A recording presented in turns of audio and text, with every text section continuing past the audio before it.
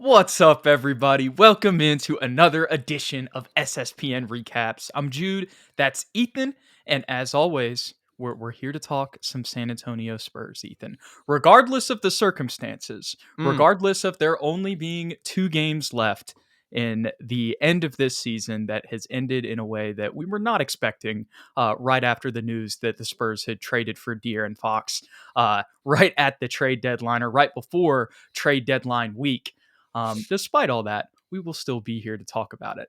And with that being said, Ethan, we actually have something pretty exciting to talk about today. Obviously, the biggest headline in Spurs news is the Spurs win last night against the Golden State Warriors, where Harrison Barnes went 6 for 9 from the field overall, all threes, and hit a fadeaway buzzer beater over the top of somebody. I'm forgetting exactly who that shot was on.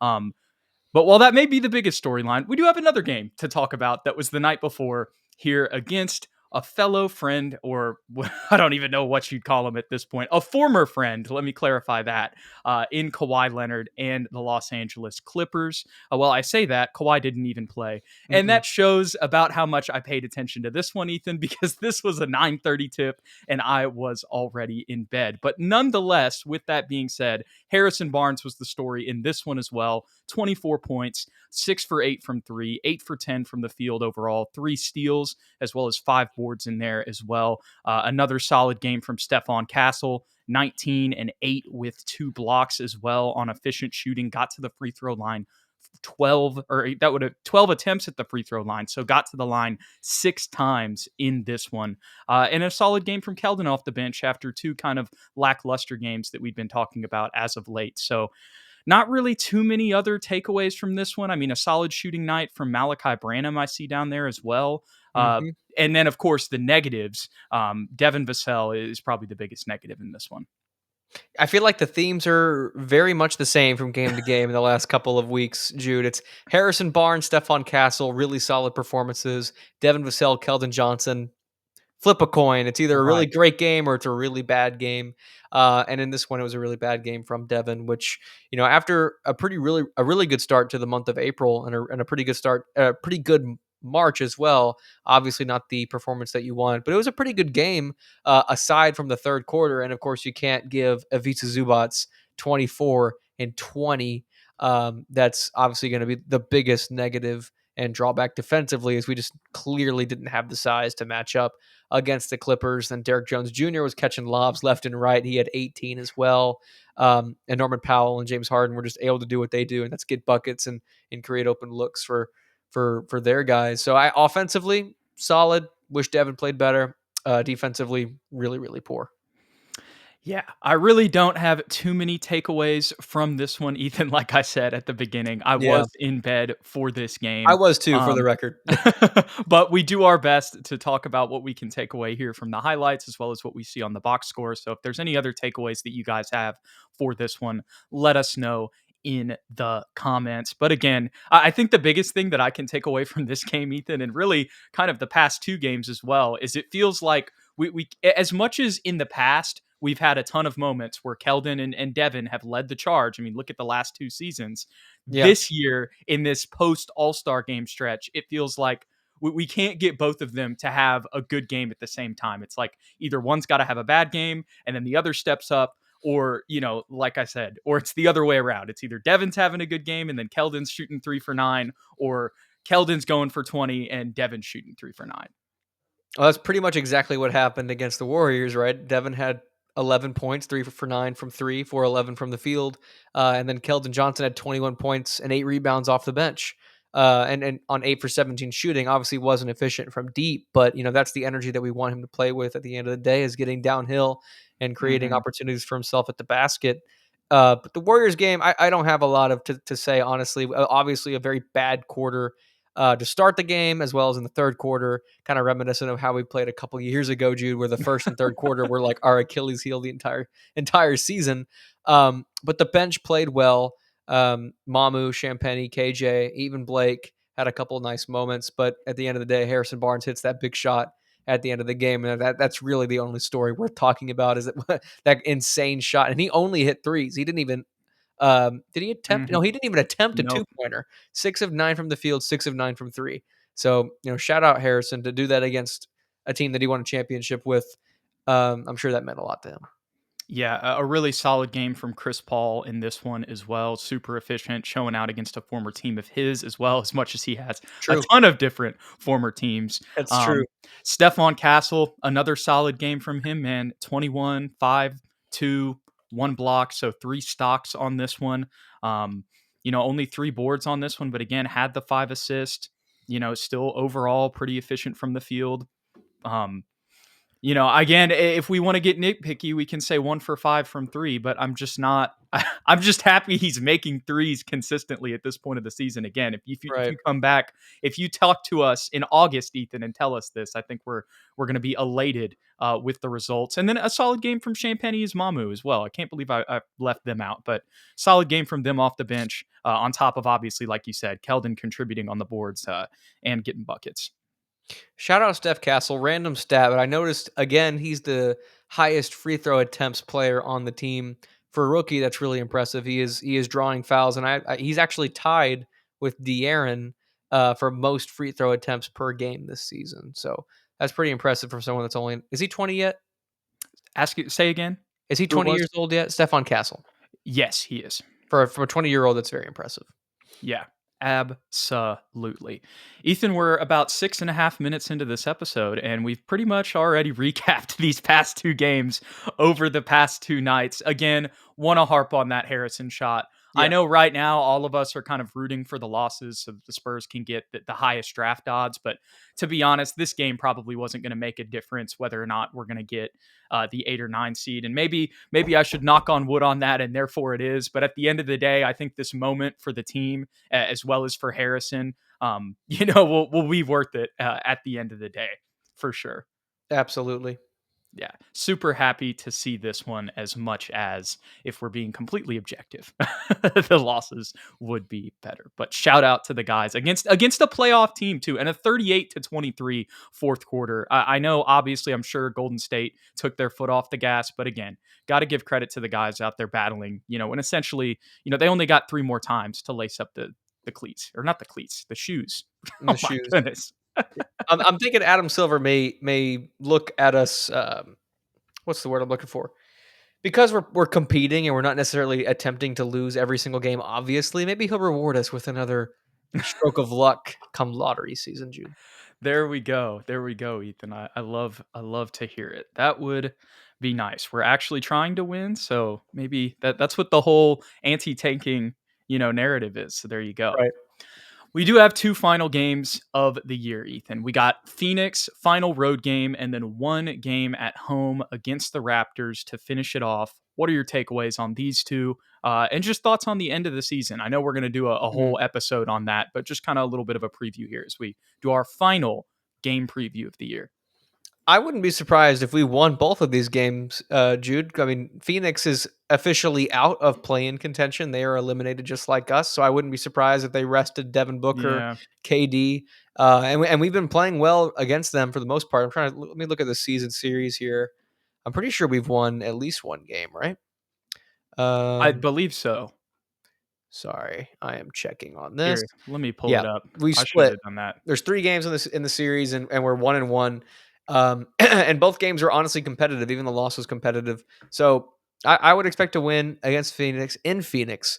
And then also the same for the Raptors. I know they're not. Are they in contention? I don't think so. Right? They're also like No. in lottery hunt as well. I would expect us to beat the Raptors as well because we've been playing well against really good teams. The Warriors, Cleveland, Denver, Orlando. We haven't won every single one of them. So I'm thinking we're able to beat both of them. I definitely think that's in the cards. I'll just go ahead and say we go 1-1 just to add some variance in, because that very well could happen with this team. But the point you made about Phoenix, that was something I wasn't thinking about with them being eliminated, as well as just them kind of going into an offseason that seems like it's going to be an overhaul. I Mm. doubt they play, like probably it wouldn't be surprised me if KD rests that game. You might see Devin Booker out there, but just, there's a lot of guys who maybe aren't in their plans moving forward who may not be playing in that one. And then against Toronto, we definitely we have a chance in both of them for sure. And Toronto, it goes without saying, that we'd have a chance in that one.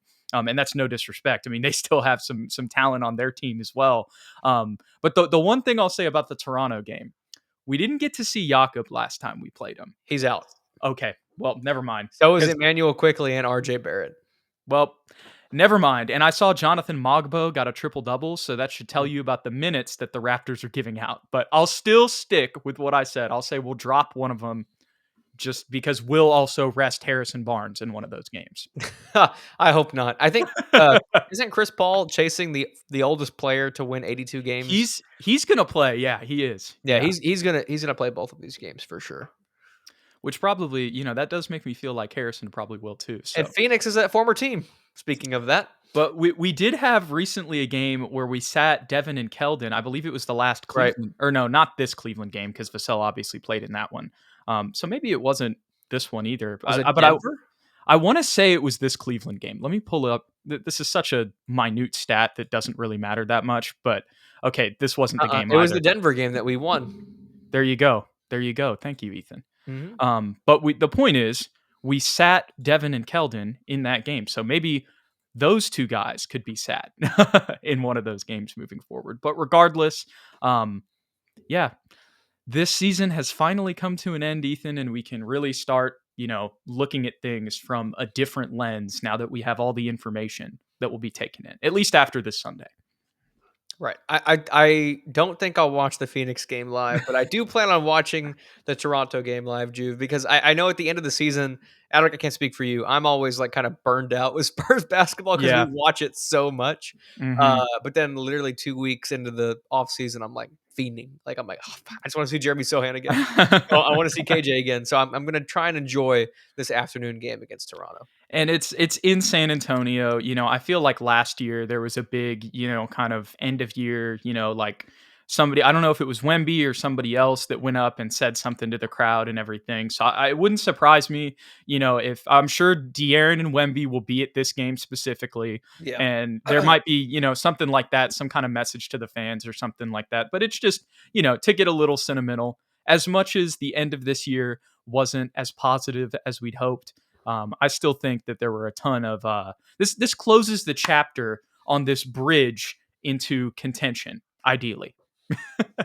Yeah, I mean, knock on wood, right? We don't want any more injuries. We don't want any more sudden trades or whatever. But you're right. Next year, at the beginning of the season, it is playoff push time. That is the goal for everybody. And I think last year, while that was the goal, everyone had a smart level of skepticism around that, including you and I. We were both like, play in fringe is the goal. Hmm. Let's be honest. Yeah, yeah. Next year, let's push for that top 6 seed. Yeah, yeah. And when I say contention there, that is not me saying the Spurs are contending for the championship next season. That's not what I'm saying. I'm just saying, again, going full on, like you said, top 6 seed, trying to make the playoffs, winning is the focus. Agreed.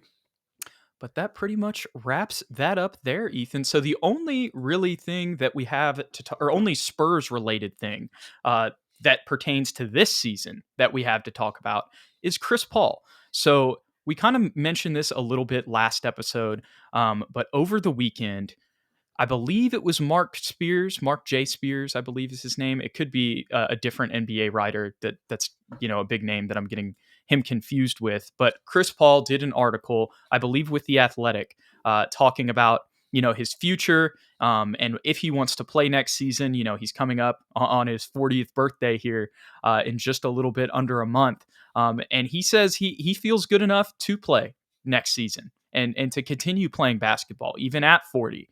But with that being said, he feels like the first thing that he wants to do in his life and his first priority and job is being a father. So Right. he wants to talk with his kids, see if they think, Dad, we want you to come home, then obviously he'll retire and do that. But if they're willing, to have him play another season, that is something that could be a possibility.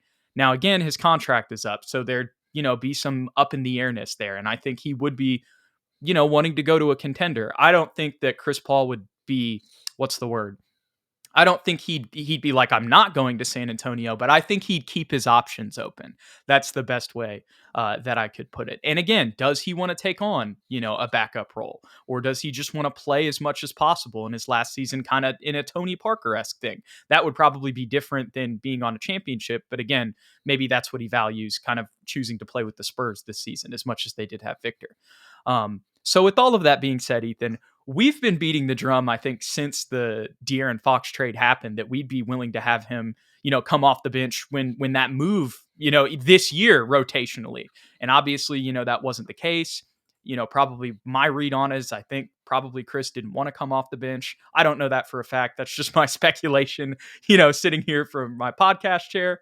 But with all that being said, I would love to have him as the backup point guard next season. I'm pretty sure you would as well. But what are your thoughts on this whole situation and his potential future prospects in San Antonio?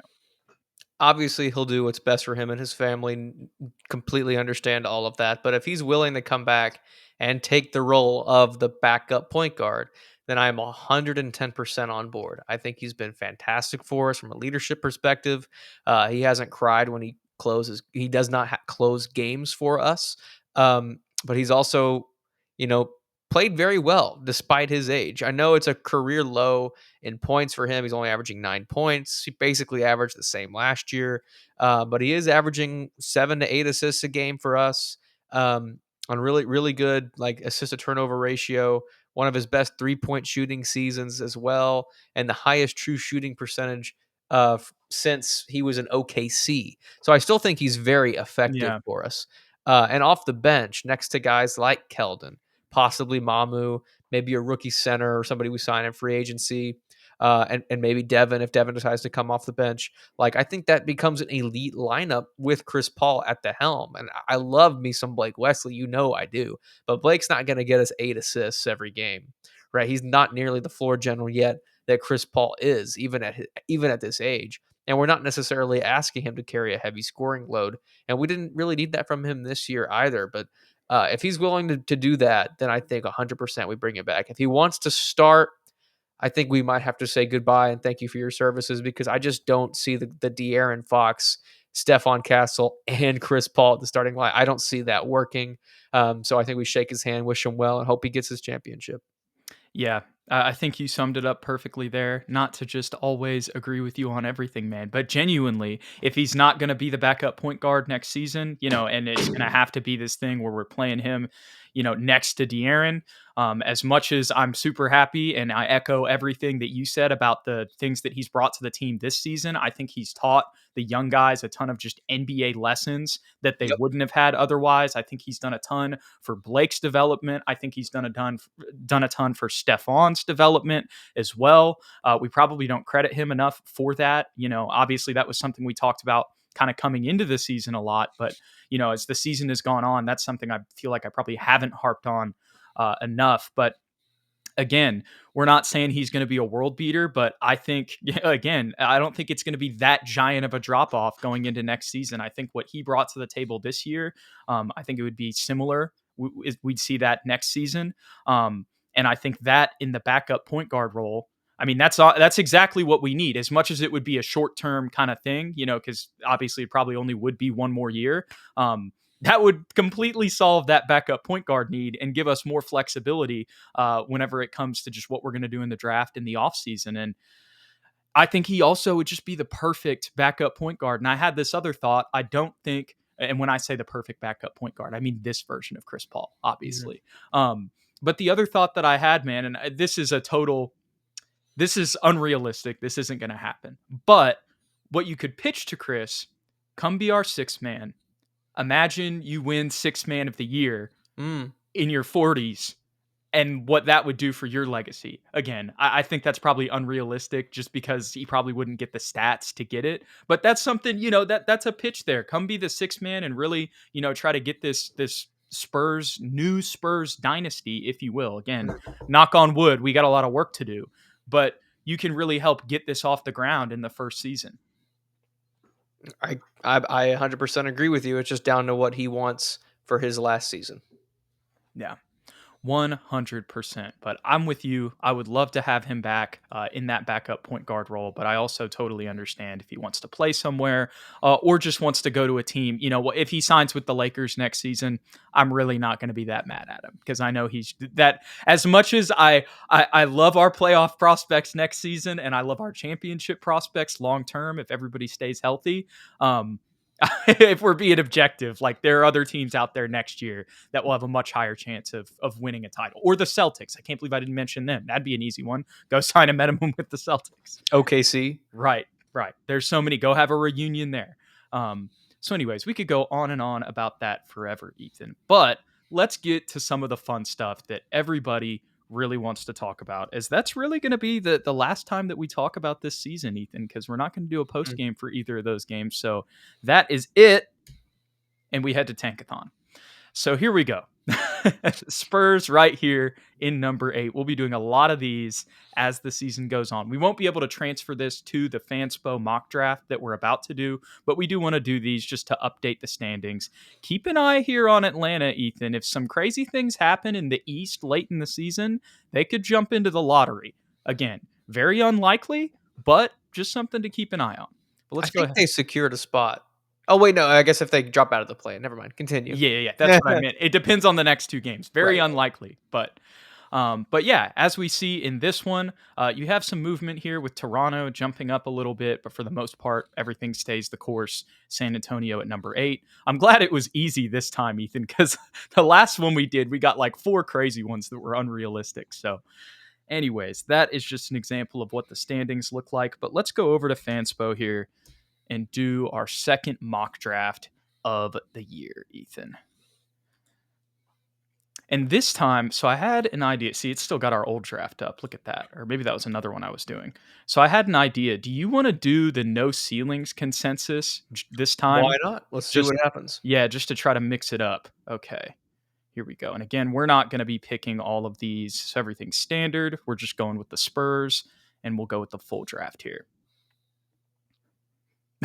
Dylan Harper. We still can't get Cooper Flag to go number 1. Wild. Oh my goodness.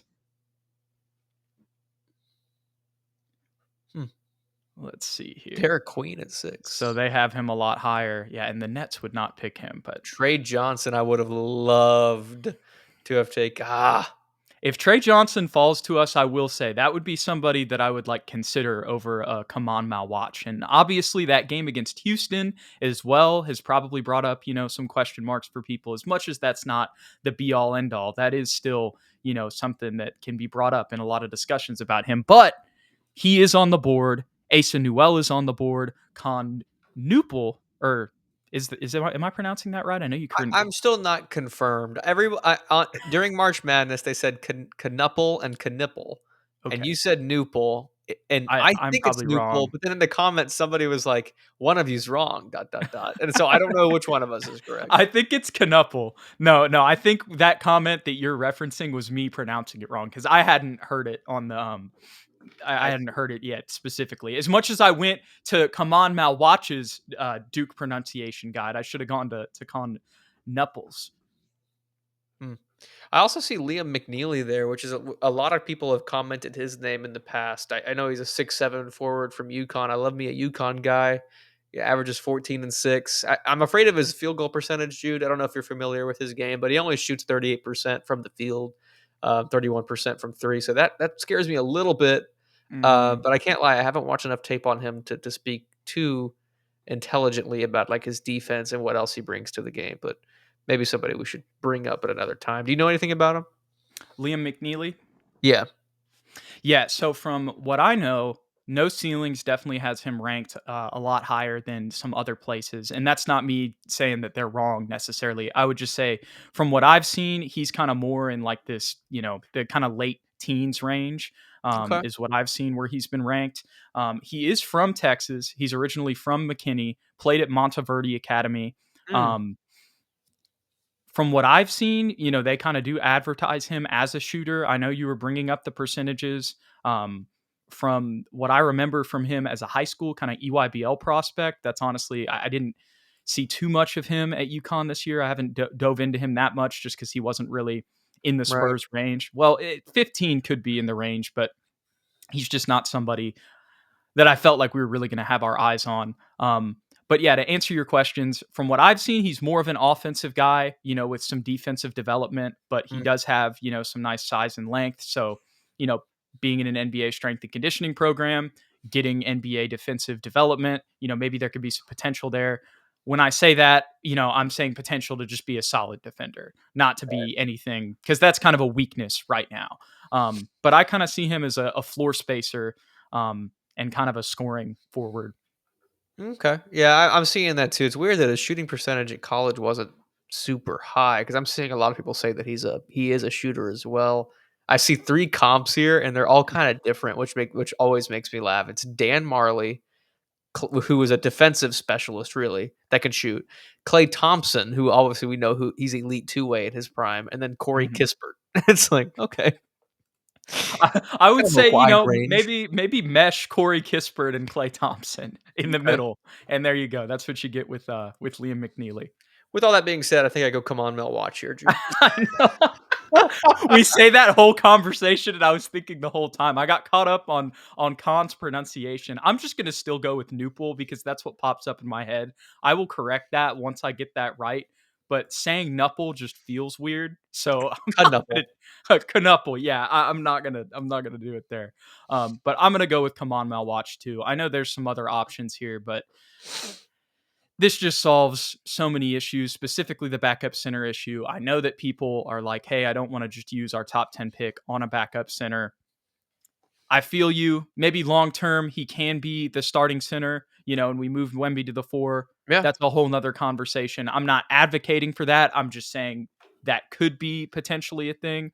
But I think regardless, when he comes in, he's going to play off the bench to start as much as we've had guys, in this role, um, or in at like the 8 or 9 range that have immediately started. God forbid, Ethan. If we immediately start him next to Wemby, I'm not going to be mad about it. Um, but if we do that, we need to address, like, we have to have an address. Please. We can't run out there with Mamu again. Like, and Poor that's no Mamu. hate to Mamu. We just He's need a to put 4. He plays the 3 for Georgia. Like, my poor guy. Let him play his position. Let him play to his strengths.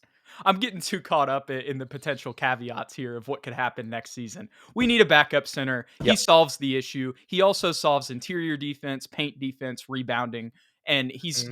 he was probably going to play off the bench regardless in his first season. That was the point I was getting at. Pick and roll with CP3 as a rookie? Are you kidding me? That's a big man's dream. And that's one of his strengths, man. He Yeah. definitely does have a lot of his rolls to the rim. Um, Man, they're clean and smooth. He did just start playing basketball at only 13 years old. Are you reacting to the Johnny Broom pick? I'm reacting to the fact that Knuppel is still on the board, Oh. Jude, at 15 for us. See, we did this. We did the no ceilings one, and now we're getting some unrealistic stuff. But at this point, I feel like this is a no brainer, especially because they're teammates. Yeah, bring it on. The trifecta duo. Maybe we get another Duke guy into the second round. Oh my goodness! Now I Yeah, feel like we need to do another one. We won't. We that's won't. a dream scenario. But this is definitely favorable.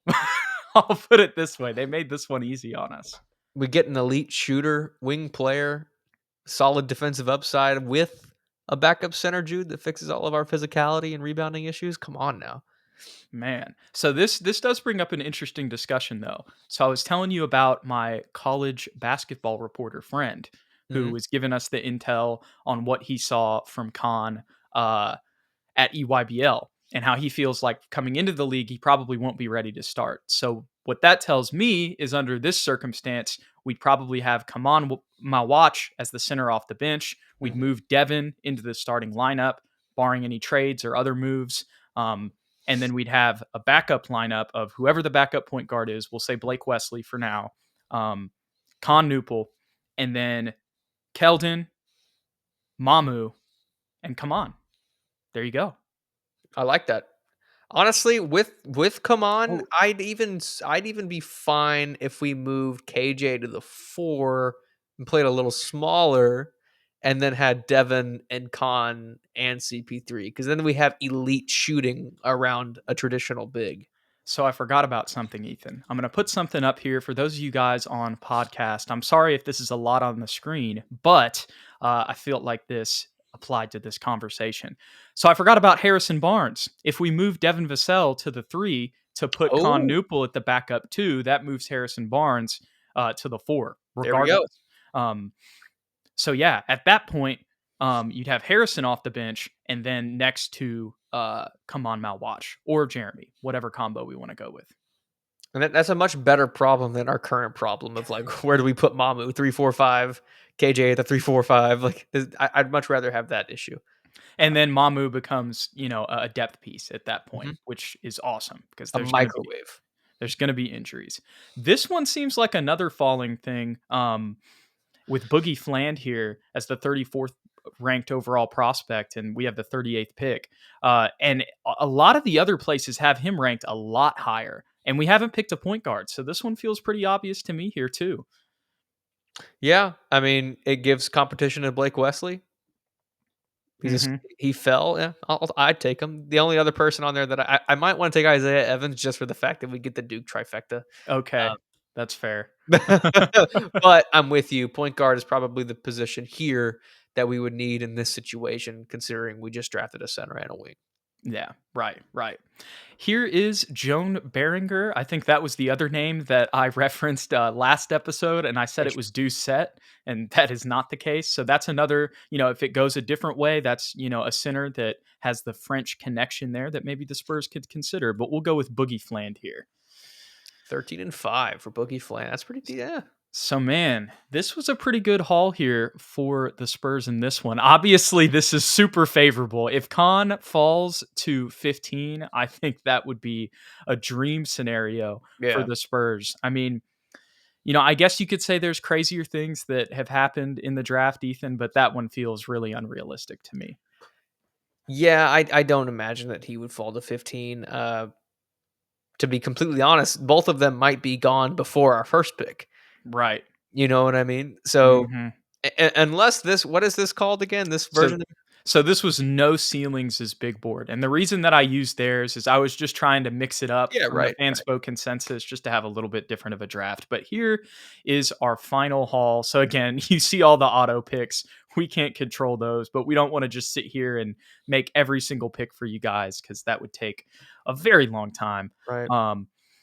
But yeah, this is what we went with today. Again, this is just the second mock draft that we've done. We will continue to do these throughout the cycle and we'll just name them, by the number in the order that we do them. So, as much as this was not the most realistic, I think a lot of people would agree with our selections, Ethan, but maybe you wouldn't. If you guys wanted to go with something else at 8 and you feel like there's another option other than Come On Mal Watch, even if like a Derek Queen is off the board that we didn't see that you would go with, like a Asa Newell, for example, if you like his upside more than his, tell us in the comments. But yeah, I'm pretty satisfied with this one, Ethan. I am too. I think this is a dream scenario, and if this happens, then we need to give our boy Mitch. It's not Mitch. Brian Wright. Brian Wright. I'm blanking on names today. We got to give our boy Brian Wright a big fat raise if this is what we're able to swindle. This would be a swindle for sure. We appreciate you guys hanging out with us and talking Spurs today. And also, we appreciate you guys being with us throughout this season, especially this post All-Star break stretch. If you enjoyed the content, don't forget to hit that like and that subscribe button below. If you want to stay updated with all the content we got coming out in the off season, follow us on X or Twitter, whatever you want to call it, at SSPN on YT, at Jude McLaren, and at Ethan_Quintero. We'll catch y'all in the next one. Go Spurs, go. We'll see y'all later.